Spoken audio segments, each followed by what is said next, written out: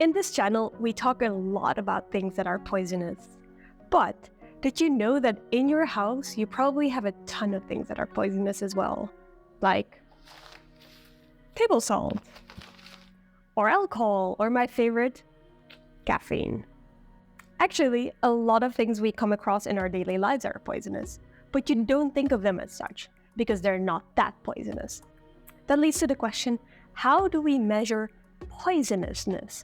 Let's dive into it. The measure that is usually used to measure toxicity is called the LD50, or the median lethal dose. In simple terms, this means if we give this much of a substance to a test group, half of them die.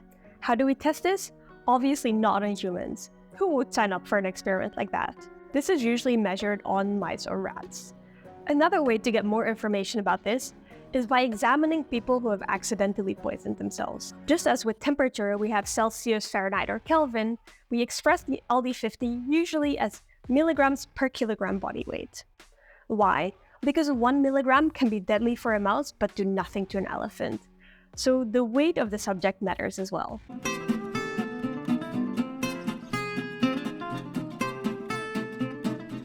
Now, let's get back to all of the deadly things and see how much you need to die. So, for a table salt, the LD50 is about 3 grams per kilogram. You can imagine that this means you have to eat a lot of salt to die. Yeah, don't do that. Please don't do that. For alcohol, it's about 7 grams per kilogram. Some of the other substances we've discussed in these videos are way more toxic. Ricin is about 20 micrograms per kilogram, so a microgram is 1/1,000,000th of a gram.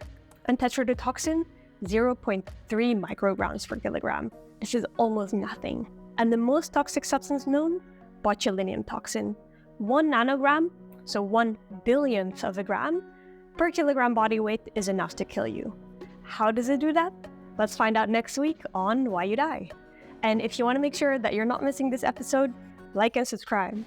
And for now, I'm gonna stick with my favorite toxin. Ciao.